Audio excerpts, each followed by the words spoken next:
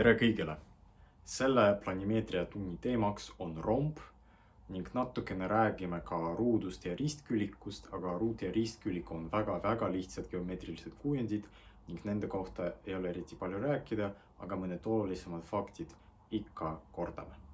Aga meie tunni peategelane on romb. Ja siis rombi definitsioon on järgmine. Rombiks nimetame nelinurka, mille kõik küljed on võrdsed. Ehk siis mingi selline nelinurk, kus AB on võrdne BC ja BC on võrdne CD ning CD on võrdne AD. Põhimõtteliselt nelinurk, millel on kõik küljed võrdsed. See on romb. Ja meenutame, praegu uurime selle geomeetrilise kujundi omadusi. Ning meenutame, et meil oli selline tunnus rööpküliku korral, et nelinurk on rööpkülik, siis kui tema vastasküljed on parikaupa võrdsed. Ja mida me siin näeme? Vaadake, AD ja BC ongi ju vastasküljed ja need on võrdsed. Ning AB ja CD on ka vastasküljed ja need on võrdsed. Järelikult meil on kaks paari vastaskülgi, mis on võrdsed. Seega rööpküliku tunnuse põhjal me siis järeldame, et romb on tegelikult ka rööpkülik. Me võime seda kirja panna omadusena, kui tahame, et esimene omadus on iga romb on rööpkülik.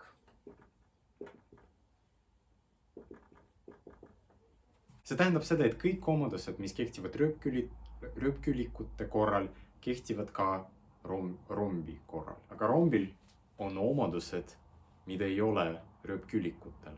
Ja seda me praegugi uurime.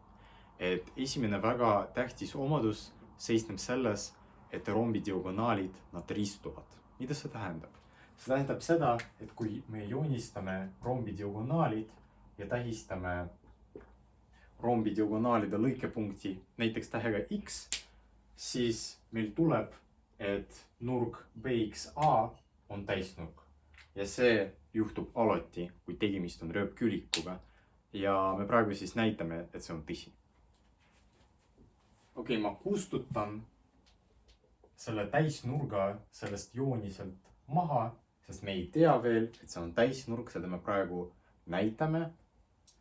Kuidas me siis seda hakkame tegema? Meenutame jälle, et me ju näitasime praegu, et iga romb on rööpkülik ja rööpkülikul oli selline tore omadus, et rööpküliku diagonaalid nad poolitavad üksteist.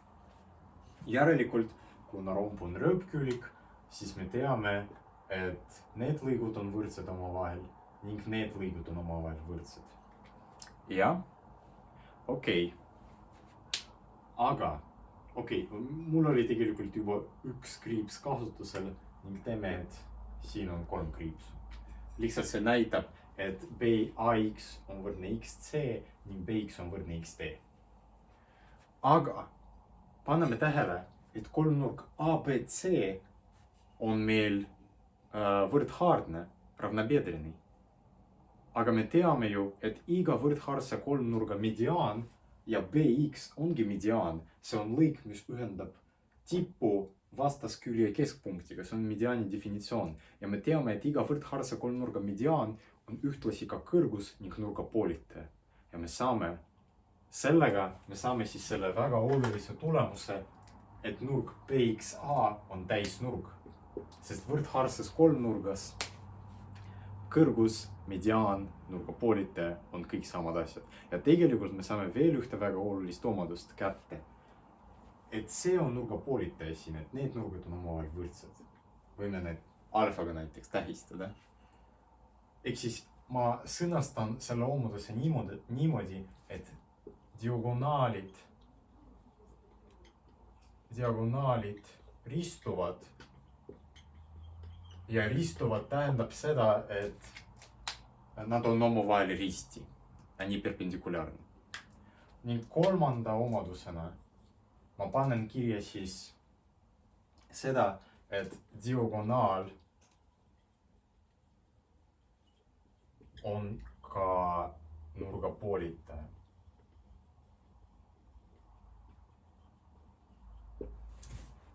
Ja need olid väga põhimõtteliselt peamised rombi omadused.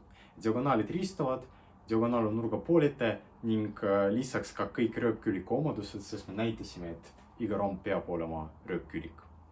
Aga veel üks asi, mida ma tahan teile näidata, on üks valem, kuidas saab leida rombi pindala.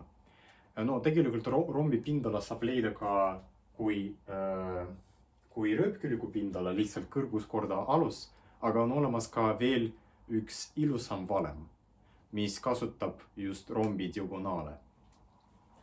Okei, ma kustutan kõik omadused siit ära, sest nüüd ma tõestan tahvli peal selle rombi pindala valemi. Olgu AC on D1, diagonaal AC, lihtsalt tähistame seda tähega D1 ning BD olgu see D2. Siis vaadake sellele joonisele. Meil BX on kolmnurga ABC kõrgus. Ning samuti me ju näeme, et romb ABCD, see koosneb tegelikult kahest kolmnurgast. See koosneb kolmnurgas ABC ning ADC. Ning tegelikult me teame, et rombi ABC pindala on lihtsalt kahe kolmnurga pindala summa.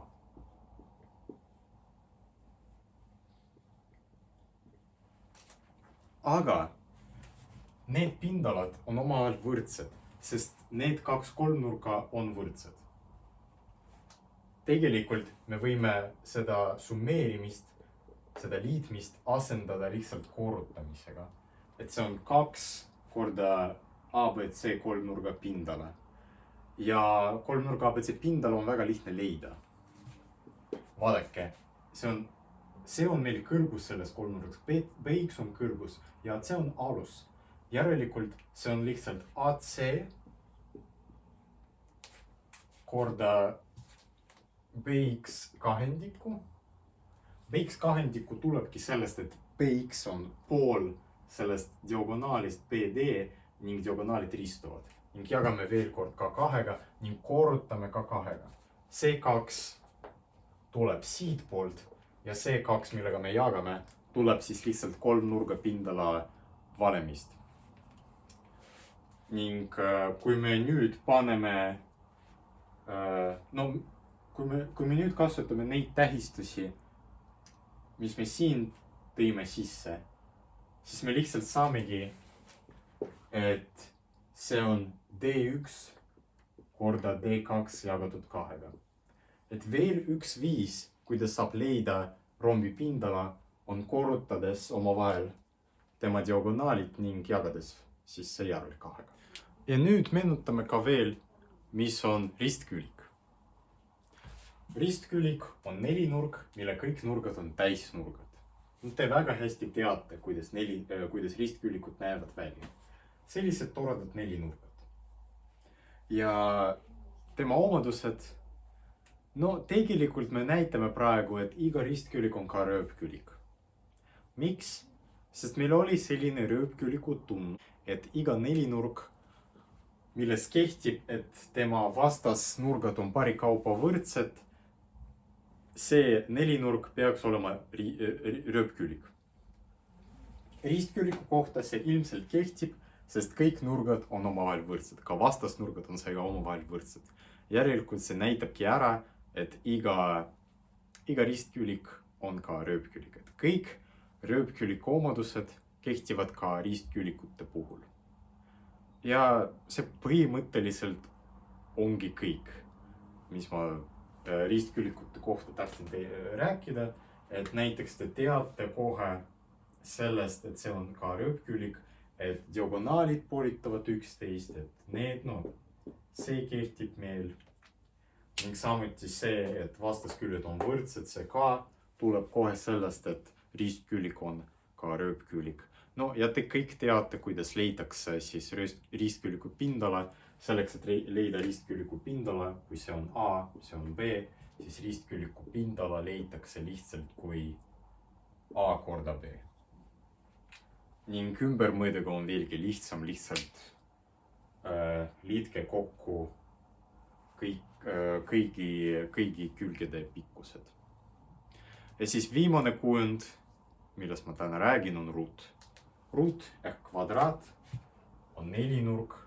No, see on ristkülik, mille kõik küljed on võrdsed.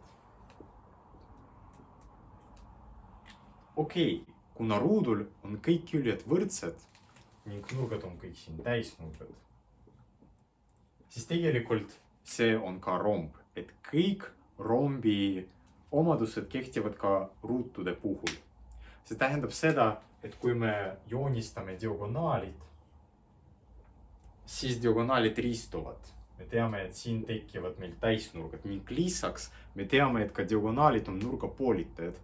Aga me juba teame, et kõik need nurgad on täisnurgad, järelikult te teate, et siin on kõik nurgad 45 kraadi. Kõik nurgad on siin 45 kraadi. Ning kuna ruut on ka erijuht, on ka rombi erijuht, siis tema pindala, no seda saab leida näiteks selle valemi järgi, kui tema külg on A, siis muidugi siis ruudu pindala on A ruudus, aga kuna iga ruut on ka romb, siis tema pindala saab leida kui diagonaalide korrutis jagatud 2.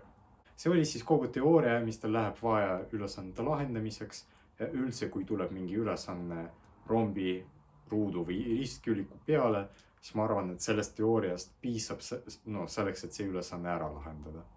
Lihtsalt tuleb harjutada igasuguseid ülesandeid lahendada.